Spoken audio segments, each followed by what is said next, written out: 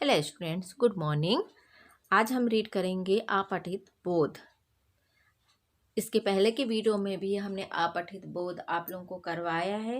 एक पैराग्राफ है, उस पैराग्राफ को हम रीड करेंगे और उस पैराग्राफ से हम उससे ही हम आंसरों को ढूंढ के उसमें लिखना है। ठीक है, तो हमने इसके पहले की वीडियो में दो अपठित गद्यांश करवा दिया था, विनम्र व्यक्ति का और एक कोयल वाली स्टोरी, है ना।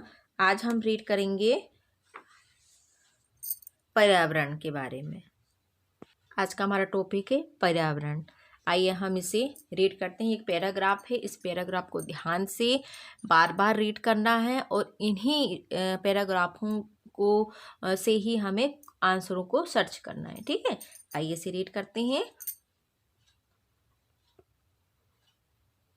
हमारे आसपास जो भी है वह पर्यावरण कहलाता है। ठीक है, जैसे वायुमंडल, वृक्ष, नदी नाले, आसमान, बाग बगीचे, सड़कें, कारखाने आदि सभी कुछ पर्यावरण के अंतर्गत ही आते हैं। आज पर्यावरण की सबसे बड़ी समस्या उसके दूषित होने की है।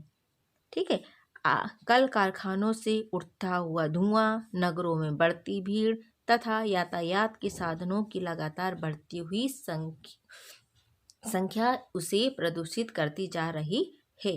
इसे प्रदूषित करने वाले कोई और नहीं बल्कि हम ही हैं। बढ़ती जनसंख्या के कारण हमारी ज़रूरतों में भी निरंतर बढ़ोतरी होती गई। उन ज़रूरतों को पूरा करने के लिए हमने सीधा पर्यावरण पर प्रहार किया और आज स्थिति यह है कि हम स्वयं सांस लेने में कतराते हैं। मतलब यहाँ पर क्या है, किस पर प्रहार किया कि हम अधिक से अधिक वृक्षों को काटने लगे जगह बनाने के लिए, है ना।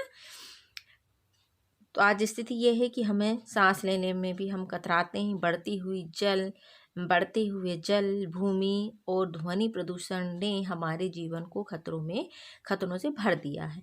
लगातार बढ़ने वाले इस पर्यावरण के प्रदूषण को दूर करना होगा। इसे दूर करने के प्रयास भी हमें ही करने हैं। हमें चाहिए कि ज़्यादा से ज़्यादा वृक्ष लगाकर हम वायु को शुद्ध करने में अपना योगदान दें।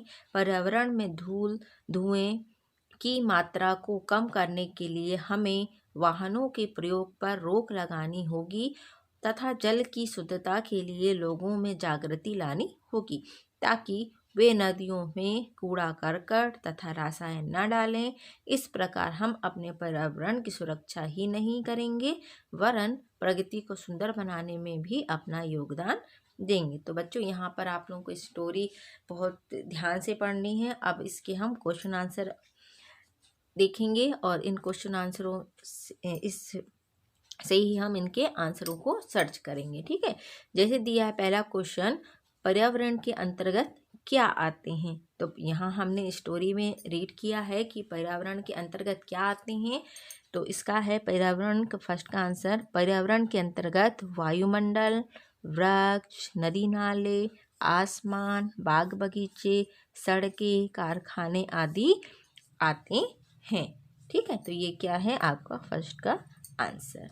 ठीक, अब नेक्स्ट है पर्यावरण को कौन प्रदूषित करती जा रही है। अब पर्यावरण को कौन प्रदूषित करती जा रही है, यहाँ भी देखते हैं। इसका आंसर यहाँ से है, कल कारखानों से उठता हुआ धुआं, नगरों में बढ़ती भीड़, यातायात के साधनों की लगातार बढ़ती हुई संख्या, इसके कारण पर्यावरण को प्रदूषित करती जा रही है ना। फिर पर्यावरण को शुद्ध करने के लिए हमें क्या करना चाहिए।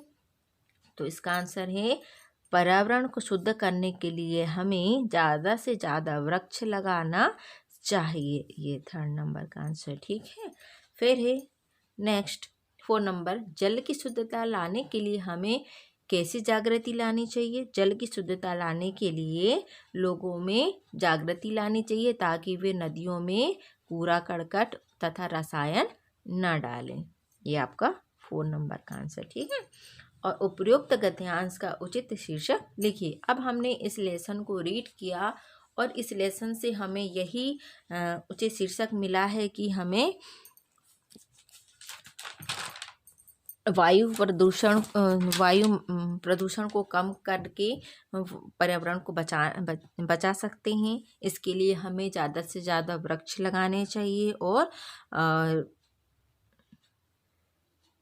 इस प्रकार हम अपने पर्यावरण को सुरक्षा ही नहीं करेंगे, वरन उनकी प्रगति को सुंदर बनाने में भी अपना योगदान कर सकते हैं। ठीक है, तो ये आज का शीर्षक था। अब देखेंगे हम सेकंड नंबर का गद्यांश, जो हम कल रीड करवाएंगे आप लोगों को। आज का हमारा टॉपिक था पर्यावरण। ठीक है, ये क्या है, अपठित गद्यांश का आज का हमारा टॉपिक था पर्यावरण। तो आप इसे अच्छे से रीड करिए और इन प्रश्नोत्तरों को याद करना है। ठीक है।